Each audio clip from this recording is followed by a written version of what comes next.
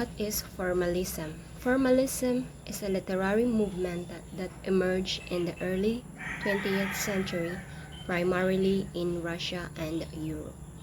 It is characterized by a focus on the literary work's formal structures, such as its language, style, and composition. So, what are the characteristics of formalism? So it focuses on a literary works, its formal elements. It analyzes the grammar, word choice, syntax, the figurative speech, the literary devices, etc. So in formalism, it literally focused on literary form and attention to structure. So formalists examine the underlying structures of literary text such as narrative patterns, character development, and linguistic devices. Formalists study the use of literary devices like metaphor, imagery, symbolism, and foreshadowing to create meaning. Formalism emerged primarily and particularly out of the work of Viktor Shklovsky, Roman Jakobson, and Boris Eichenbaum. So what is defamiliarization? Defamiliarization was first introduced by Russian formalist critic Viktor Shklovsky in his 1917 essay Art as Technique. Shklovsky argued that the purpose of art is to make the familiar seem strange in order to renew our perception of the world. So let's take for example Franz Kafka's Metamorphosis, where the protagonist wakes up one morning transformed into a giant insect. This absurd and unexpected event defamiliarizes the familiar notion of waking up. Now, let us interpret the poem using formalism, The Road Not Taken by Robert Frost. Now, let us interpret the poem using formalism. So, in the poem, The Road Not Taken, it uses the figurative speech like metaphor and simile. For example, as just as fair in the second stanza. Assonance is the repetition of the vowel sound across words within the lines. Personification, a poetic device where animals, plants, or even inanimate objects are given human qualities. For example, in second stanza in the third line, because it was grassy and wanted wear. Stanza, fixed number of lines. Each stanza has 5 verses or lines. Rhyme pattern. A rhyme pattern is the ordered pattern of rhyming words at the end of each line of a poem. So, in the poem The Road Not Taken, the rhyme pattern there is A, B, A, B. The first line and the second line alternate at the end. The third line and the fourth line rhyme at the end, and the fifth line rhyme at the end. Tips in interpreting a poem using formalism. It determines the form, structure, and devices used in the text. So in the example, The Road Not Taken by Robert Frost, the example there of literary devices are metaphor, simile, personification, assonance, alliteration, and the rhyme pattern. So it doesn't check the biographical, social, and historical background of the author to unlock the meaning of the text.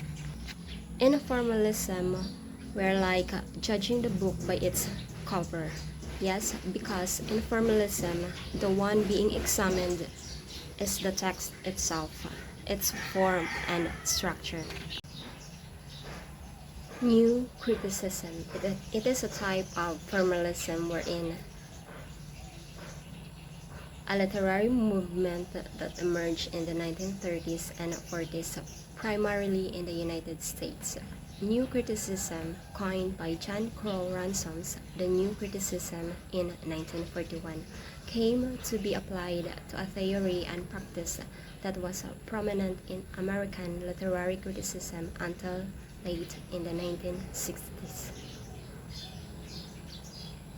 It is characterized by a focus on the text itself as the same as formalism, rather than external factors such as the author's biography, historical context, or reader response.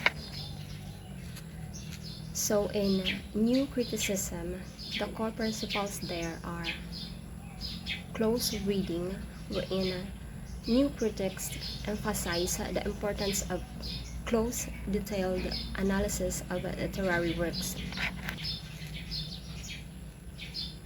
And they believe that literary text should be analyzed on their own terms without reference to external factors like authorial intent or historical context. Next is the important figure in the beginnings of new criticism.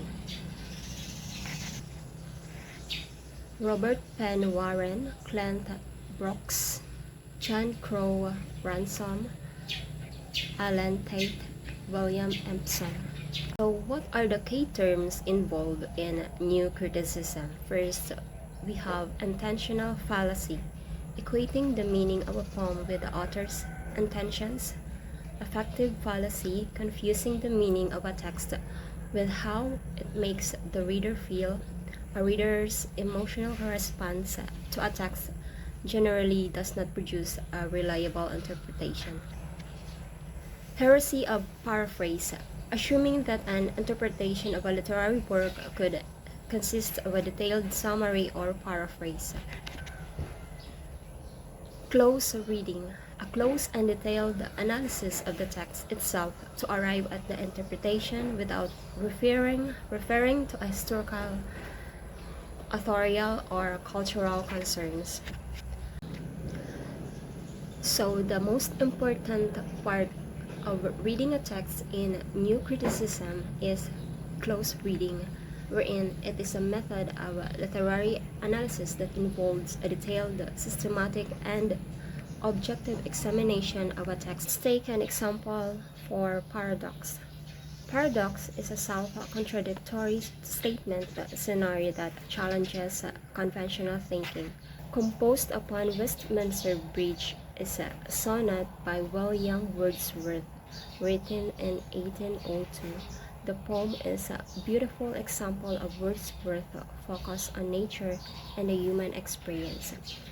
So, the poem describes the beauty of London at dawn, with the city's industrial and commercial activities temporarily stilled.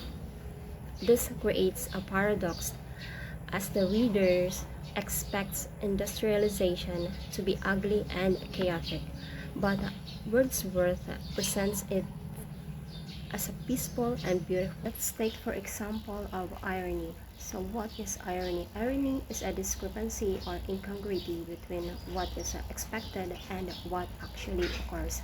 So let's take for example the tragedy of Julius Caesar is a history, play, and tragedy by William Shakespeare. Shakespeare's use of irony in the tragedy of Julius Caesar creates a rich and complex play that challenges the audience to think critically about the nature of politics, power, and human action. So let's focus on the dramatic irony. So wherein Brutus' misunderstanding, when Brutus believes that Caesar's death will restore liberty to Rome, the audience knows that this will not be the case. So this creates dramatic irony as the audience is aware of the consequences of Brutus' actions, while Brutus himself is not. So what is the difference between formalism and new criticism?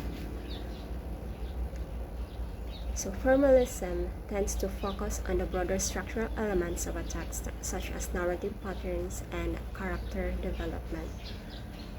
New criticism, while also concerned with structure, tends to focus more on the detailed analysis of language and literary devices.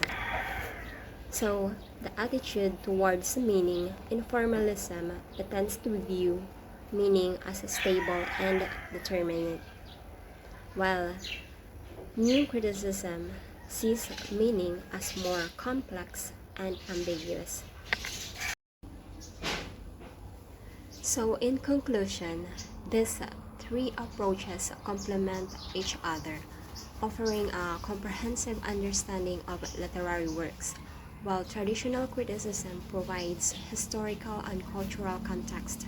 Formalism analyzes literary form and structure, and new criticism uncovers underlying themes and meanings.